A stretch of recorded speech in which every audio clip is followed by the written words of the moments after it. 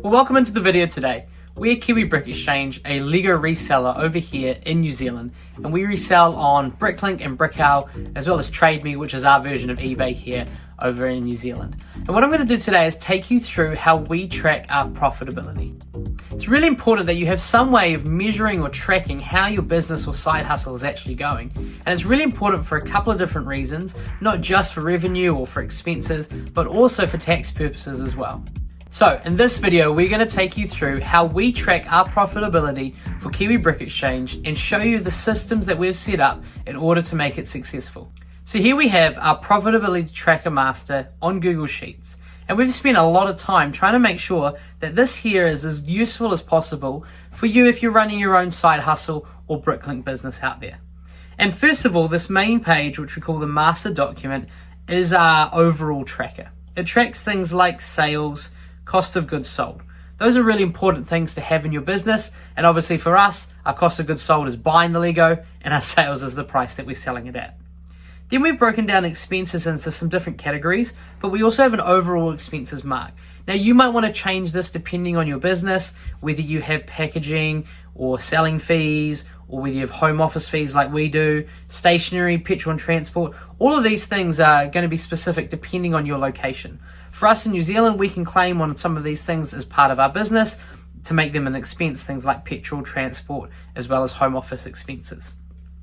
Also be careful with equipment, and that's where a little bit of the accounting side comes into it. And I'd encourage you to sit down with an accountant if your store is running as a business or you're thinking of it and you're selling for profit, and have a look at your local requirements as well. So with our expenses that we do, we track a couple of different things. We have obviously selling fees through Bricklink and BrickOwl. We have packaging fees for packaging up the goods. Postage fees is anything that's going with the company that's transporting items to the person. Home office fees, like you can see here, things like rent or electricity or Wi-Fi and internet cost. We have stationery for things like sellotape, pens, all those sort of things. Petrol and transport, where we might actually go out and buy something from somebody, we can claim that as an expense for the business. Any errors or reimbursements, there's going to be times when you've sent the order to the wrong person or forgotten to include something, or you need to refund somebody for a broken part or a broken item, and so that's something that you want to think about as well. Equipment expenses, we class these storage containers behind me as an equipment expense because they are not generating any profit for our business. They are just an expense. We need to store our Lego somewhere, so that's an expense. And then any online tools you have. We currently do a lot of work on Canva for some of our designing, and there'll be other tools that you might have. And that kind of breaks down all the categories that you'd have for a business or a side hustle when you're selling online. We then have a total expense amount, which is already with all the formulas and things populated in. So if this is something you're thinking of using yourself, then there's a link in the description below where you can actually take this profitability tracker master, use it however you want, make a copy, and use all of the work that we've put into it to benefit you and save you some time. Then we obviously calculate net profit, which is our gross profit, which is sales minus cost of goods sold, and then gross profit minus expenses to give us our net profit. And then we obviously pay tax here over in New Zealand, and the tax rate's going to be different depending on where you are. And we currently calculate that one at 39%, which is what it is for me. And then we obviously have our net profit after tax amount, and that's a really good one to be tracking.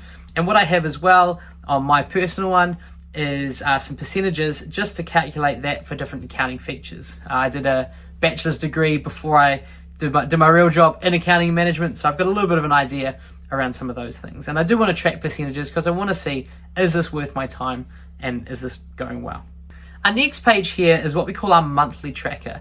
We don't just want to have an overall tracker seeing how we're going for the year, but we want to break it down into month by month results in order to get the best out of our business. Now we've got a couple of specific things for us on this page, but you can be changing this to however you want. The important thing about this page is it's all ready and linked to go as you're entering in different results. So we track things like our Bricklink rank. We want to be progressing our store and improving it and getting up that list on Bricklink. So that's something we track. We track our parts. We want to be calculating how many parts we're uploading every month. We calculate our lots. We want to increase the number of lots in our store because the more lots that we have, the more we're going to appear on people's wanted lists or appear in different things that they're wanting to buy from our store. And we also obviously track our orders. Now, if you're doing this as a side hustle, these are some really important things that you want to keep track of. The stock that you've got on hand, the amount of space maybe that is taking up, the order numbers that you're getting in, and breaking that down month by month will help you see trends and see whether your store is on an upward trajectory or maybe whether things need to be changed or tweaked. We then break it down to a month by month revenue, cost of goods sold, and expenses. And these three figures all populate directly into the master document. So say we had revenue of $50 for that month, and say we had $25 for cost of goods sold and $10 expenses. You can see that already populates automatically, and back on our master document, it's all there, ready for you to go. The one thing it doesn't is the expenses, and we'll talk about that shortly. Now you'll notice on each of these individual items here that in the formula up here it says April and then an exclamation mark and D15, and you'll notice down the bottom that we then have all the months going across from April. Now our financial year over in New Zealand starts from April, and so if we go into April here, this is how the form would look like, and this is our simplified order form. And again, you can change things depending on what you have. For us, we sell on 3 different platforms at the moment, so we need to be recording some of that information. And it's important to have this recorded so that you can go back and check on it. So we're going to pretend that it's the 1st of April 2025, and our platform is Bricklink. We're going to give it an ID number, and then we're going to give it a grand total. And as we did before, we're going to say our grand total was $50. Now, this payment received is a really important one. We don't use any specific accounting software to record it. We can just be recording here, yes or no, has the payment been received.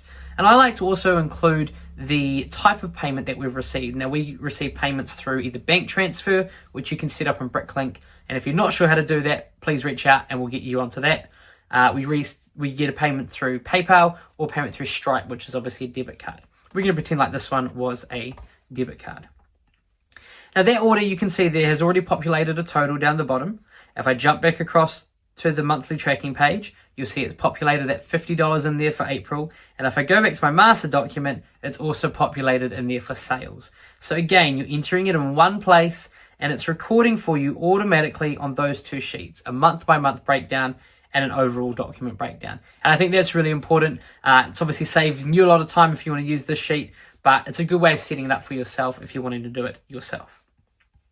We're then going to populate an imaginary expense, and we're going to pretend like we bought some Lego. So we're going to populate it the 1st of April 2025, and we bought some Lego from lego.com. It cost us $25, probably the cheapest Lego set out there, and you can see that it's already populated down to cost of goods sold. Now that is separate from our expenses amount, as we mentioned before. So we're also going to put in an expense there. We're going to say that we've shipped out the order, so we're going to go postage or post shop. Again, this is a great way of categorizing your expenses from the start rather than waiting to the end of the year to do so. We can say it costs us $10, which in reality it's a little bit less, and you can see that's populated automatically. It's populated across for total expenses, and then our monthly tracker, you'll see our expenses and cost of goods sold there, and that is in our overall document. And that way it automatically calculates for you your net profit, your tax, and your net profit after tax. Now obviously one order at a time is not going to be too obvious for this, but the more you get through this, the more this is automated is really, really important as well. Now we also have this orders tab, and for us, we like to record this in 2 different places. This is kind of like our overall tracker, but our orders tab is where we keep track of have we received payment, how much each thing has cost, is our shipping okay, and those sort of things. And we're going to take you through that now. So again, we've got that order, and we have that order date on the 1st of April 2025. Our platform is really important, which is Bricklink, and payment method was Stripe, and our ID number in there. Now, what I like to do for this as well is break it down month by month to kind of just get an overall on Bricklink and Stripe, Bricklink and BrickOwl, and whether I'm getting payments through Stripe and PayPal. It just kind of gives me an overall view on here. And so what I've actually got is color-coded ones as well on my personal one, and you may want to do something similar. I'm going to put the order total here, which was $50. Our shipping cost, which was $10. And this is also where we can calculate, are we charging the right amount of shipping for the cost of our shipping? Now, obviously for one order here, if we were to charge $10 for our shipping and it cost us $10, then we'd be receiving $60 in. So actually our order total was probably $40. And then our overall grand total was $50 that we received, we'll have some fees for Stripe, which is normally around 50 cents or so, between 50 cents and $1, and then it will calculate our money received. Now, these ones here will have a formula that automatically calculates the money that you've received, and then you're able to see your gross sales as well. So it kind of breaks down a few different features of the form for you. We can track the customers, and again, if we're seeing regular customers, it might be somebody that we want to offer a voucher to or things like that. Just ways of supporting that customer service side of things. We're going to say that it was Joe Blogs, and then obviously first name for parcel. Order status is a really important one as well. This is where we track whether we have actually taken it to the post shop. I find this a bit better way to do it rather than Brick Freedom or Bricklink. And so we have either incomplete, posted, or complete. Now, for us, we've posted it, and the shipping date was on the 1st of April. We're just pretending like we've done that. Again, here I can record the tracking number, but that is completely up to you. But it does automatically populate down the bottom and kind of gives you a bit of an overall view.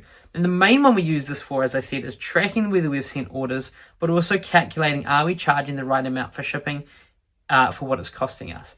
For us, we're making a little bit of money on low orders because we want to have those low orders be a bit more valuable to us than just sort of a 50-cent order. And so we charge a flat rate on our shipping. And that's one way I think of a good way of sort of leveling out your shipping costs. And we also charge no shipping over a certain limit, which at the moment is $75. And what I find is the cost to what we charge customers evens out. The ones we provide free shipping for larger orders, and we make a little bit more on for lower orders, evens out over the term. So that's our profitability tracker master. Just a simple way that we track how we're going with our store, and is a really useful way of keeping track of your side hustle or your Bricklink and BrickOwl business. As I mentioned, if this is something that you'd like to use for yourself, then there's a link in the description below where you can click on and you hopefully use this tracker to save you time and money with keeping track of your store.